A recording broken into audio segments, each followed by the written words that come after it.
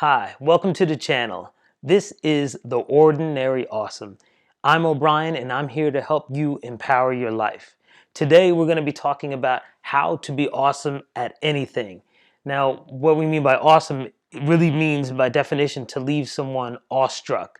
And in this case, we're talking about leaving yourself awestruck. You're not trying to impress anybody. This is all for you. So whatever you're doing to become awesome at, this is just for you.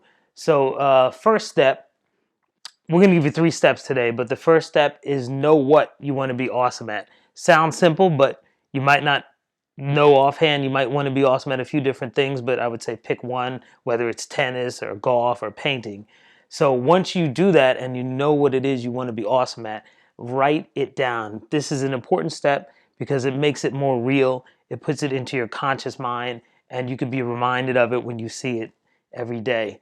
And once you do that, you should know what or who you like within that realm of what you want to be awesome at. So if you want to say be an awesome golfer, you should know what golf player you like, or if you want to be a piano player, know what piano player you like or styles that you like. Same thing with painting, so forth and so on. And I would suggest getting a couple of them, or 2 or 3 that you like to look at if it's an artist or whatever, and just put that aside. And once you figure out which ones that you do like, the next step is important as well, and you're going to immerse yourself in it. And what I mean by that is whoever it may be or whatever it is that you like, dive deep into it. If you like painting, watch your favorite painter over and over again. See what they do, watch the different styles. If they're a golfer, watch their different styles, watch how they play, what they do. Because there's something called, and we call it here mirror, but there's something in the brain called mirror neurons. And studies have shown now and proven, in fact, that when people watch their favorite sports players, the same areas in the brain that activate for those people playing the sports activate in the brain of the person who is merely watching it. So it's priming your brain to be used to doing whatever activities you're watching, even if it's painting, even if it's watching somebody play the piano. You learn more by watching because your brain sees what it's like for them.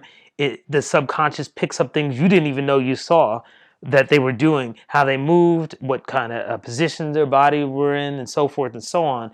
So that's very important because the brain picks all that up. And when you go to do it yourself, your body's going to see that it's familiar, making it easier for you to do. So that's a good one to really pay attention to, and just keep watching it over and over again. If you look on YouTube, if you look it up wherever, you might find it, and keep watching it. And the next step is to do it. What I mean by do it is don't practice, just do it, because there's a difference between practicing and doing. And I think that if you're, say, playing the piano and you're going to practice for a recital, you're really doing it each and every time. And if you put your mind in that mindset, it makes you less nervous when you have to, quote unquote, do it for real. Because if every time you're doing it, you're just doing it, and it becomes something you do. So then when you have to, quote unquote, perform and do it for real, it's just another day of doing it.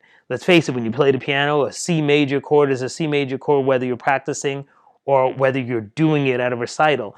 So in a sense, it's practicing, but shift your mind to believe that you're doing it, so you won't be as nervous when it comes time to playing that golf game or showing your painting or whatever it is you're doing, because it's just another day of you doing it. So that's why I say practice. Move that out of your mind for now, even though for all intents and purposes, uh, we are practicing it, but you're really doing it. And as far as time goes, don't worry about time, because a lot of people think, how long should it take me to be good at this? Don't worry about that. It's all about enjoying it and doing it. And once you're in it, time melts away. When you're really in something, in what we call in the flow, time just disappears. And when you really enjoy it and when you're doing it, time's going to disappear. And once again, when I say awesome, it's not to be the best. It's not to even impress anybody. This is something to be awesome at that makes you happy. I'm going to do another episode on accelerated learning, which is similar to this in some of the steps, but more detailed, to where you can learn something at a rapid pace, to become so-called great at, or whatever you want to call it. But for this, it's just becoming awesome at something. So you want to be an awesome painter. That means you love doing it, and it brings you a sense of awe. So that's what this is all about. And I hope it helped you out. And thank you for liking and subscribing. I really appreciate that. We're going to be bringing you a lot more content coming up soon. And I hope you guys enjoyed this. And we'll see you soon. Peace.